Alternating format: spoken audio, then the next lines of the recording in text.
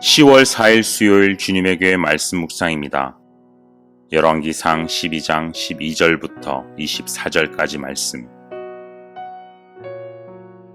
3일 만에 여로보암과 모든 백성이 르호보암에게 나아왔으니 이는 왕이 명령하여 이르기를 3일 만에 내게로 다시 오라 하였습니다.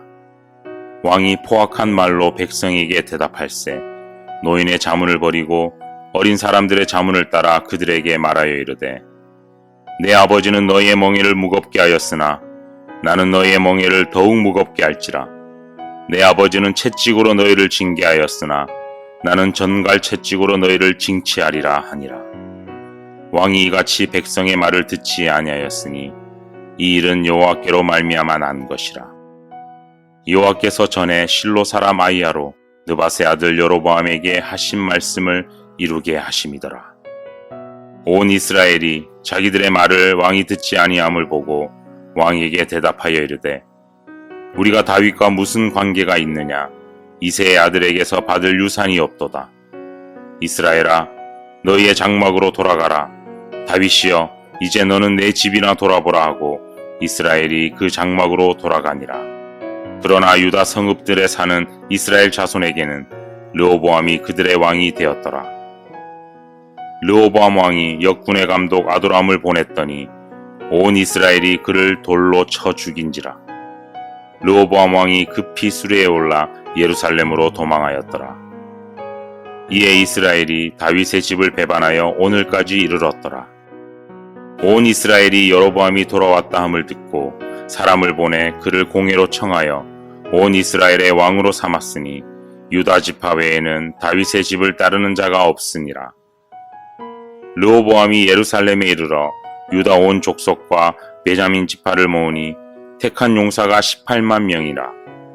이스라엘 족속과 싸워 나라를 회복하여 솔로몬의 아들 르호보암에게 돌리려 하더니 하나님의 말씀이 하나님의 사람 스마야에게 임하여 이르시되 솔로몬의 아들 유다 왕 르호보암과 유다와 베냐민 온 족속과 또 그 남은 백성에게 말하여 이르기를 여호와의 말씀이 너희는 올라가지 말라.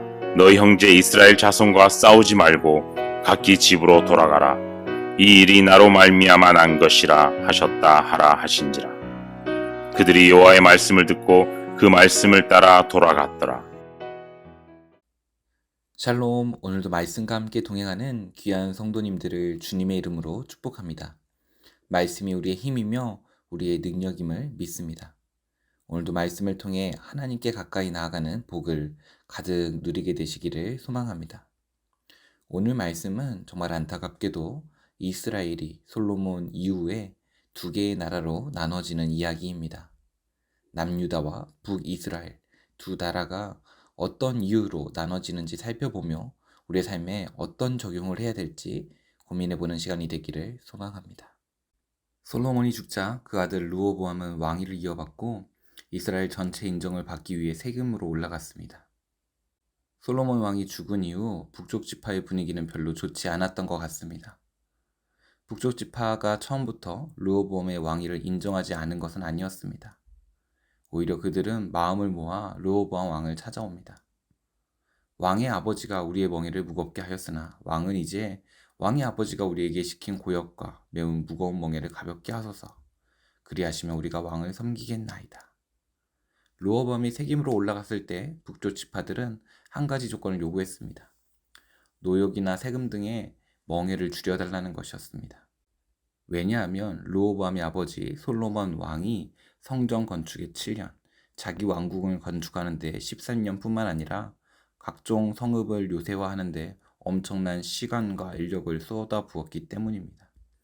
또한 남쪽 지역의 대다수를 차지하고 있는 다윗과 솔로몬 왕을 배출했던 유다 지파는 다른 지파에 비해서 특권을 누리고 있었습니다. 솔로몬은 왕위에 오르고 나서 이스라엘을 효과적으로 다스리고 또 왕궁에 필요한 것을 원활하게 공급받기 위해서 이스라엘 전체를 12구역으로 나누었습니다. 우리가 흔히 예상하듯이 그는 지파별로 나누지 않았고 유다 지파는 그 의무에서 제외되는 특권을 누렸었습니다. 이것이 지파 간의 갈등을 일으키는 일이었습니다. 이런 배경을 가지고 있으면 르호보암이 세겜에 왔을 때 북쪽 지파들이 왜 멍에를 가볍게 해달라고 요청했는지 쉽게 이해할 수 있습니다. 불행히도 르호보암은 멍에를 줄여주라는 원로들의 권고를 무시했습니다. 오히려 함께 자라난 젊은이들에게 조언을 구하고 그들이 강력하게 억압하라는 조언을 받아들여 북쪽 지파들에게 대답했다가 분열을 자초하게 되었습니다. 하나님은 르호보암의 결정을 통해서 솔로몬의 죄악에 대한 심판으로 이스라엘을 둘로 나누는 계획을 이루어 가셨습니다. 왕이 이같이 백성의 말을 듣지 아니하였으니 이 일은 여호와께로 말미암아 난 것이라. 여호와께서 전에 실로 사람 아이야로 느밧의 아들 여로보암에게 하신 말씀을 이루게 하심이더라. 15절의 말씀은 이전에 11장의 말씀이 이루어짐을 볼 수 있습니다. 르호보암 왕은 유다 지파와 베냐민 지파 두 지파만으로 남유다 왕국을 이루게 되었고 두 지파를 제외한 나머지 10개 지파는 르호보암을 왕으로 추대하여 북이스라엘을 건설하였습니다. 여로보암은 솔로몬이 왕이 했을 때 큰 용사로 건축을 감독했었습니다. 그때 하나님이 선지자 아이야로 여로보암에게 보내셨는데 아이야는 새 옷을 12조각으로 자른 후 10조각을 여로보암에게 주어 하나님께서 여로보암을 10개 지파의 왕이 되게 하심을 알려주었습니다. 하나님께서 여로보암을 왕으로 세우시면서 요구하신 것은 다윗이나 솔로몬에게 요구했던 것과 같았습니다. 내가 만일 내가 명령한 모든 일에 순종하고 내 길로 행하며 내 눈에 합하여 세운 것 같이 너를 위하여 견고한 집을 세우고 이스라엘을 내게 주리라. 하나님이 원하시는 것은 무엇일까요? 하나님의 말씀에 순종하는 삶, 하나님의 길로 행하는 것, 하나님의 눈에 합당한 일을 하는 것, 내 율례와 명령을 지키는 것. 그때 하나님은 함께 하시겠다고 약속하셨습니다. 오늘 말씀에 르호보암의 행실을 보면 그 안에 하나님이 기뻐하시는 모습이 전혀 보이지 않습니다. 하나님이 무엇을 기뻐하실까 고민하는 것도, 하나님께 뜻을 여쭙는 것도, 하나님이 그 길이 무엇인지 생각하는 것도, 르호보암의 걸음걸음을 보았을 때 그 무엇도 하나님을 위한 일이라는 생각이 들지 않습니다. 젊은이들에게, 자기와 함께 자란 친구들에게 묻고 더 억압적인 정책을 펼친 것은 무엇 때문이었을까요? 자신을 무시한다라는 생각이 들었을 것입니다. 아버지 때에는 아무 말도 못하던 자들이 젊고 어린 내가 왕이 되니 나에게서 반기를 드는구나. 자신의 자존심, 그것이 하나님의 뜻보다 더 우선되었기 때문에 그것을 어떻게든 더 강압적으로 행하면서 자기 자신을 나타내려 했던 마음이 있기 때문에 오늘 이스라엘은 남유다와 북이스라엘 두 나라로 분단되는 아픔을 겪었습니다. 우리에게서 이런 모습이 없는지 돌아보았으면 좋겠습니다.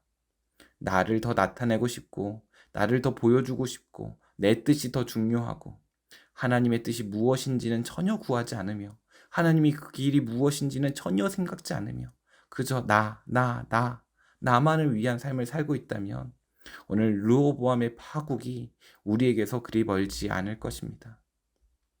우리는 누구를 위한 삶을 살고 있습니까? 매주 주일이 되면 주님이 나의 주인된 인생이 되기 원합니다. 기도하고 고백하면서도 주일 이후 월요일부터는 또 내가 내 삶의 주인인 삶을 살고 있지 않은지 돌이켜 보아야 합니다. 누구를 위한 삶입니까? 하나님을 위한 삶을 살 때 최고의 삶을 누리게 될 줄 믿습니다. 나를 위한 삶을 살아가고 있다면 이제 발걸음을 돌이켜 주님만이 정말 내 삶의 주인이 되는 삶이 되기를 소망합니다. 기도하겠습니다. 은혜가 많으신 하나님, 오래 참으신 하나님께서 오늘 여전히 자기를 위하여 살아가는 르호보암에게 파국을 맞이하게 하신 것을 보며 우리의 삶을 돌이켜봅니다.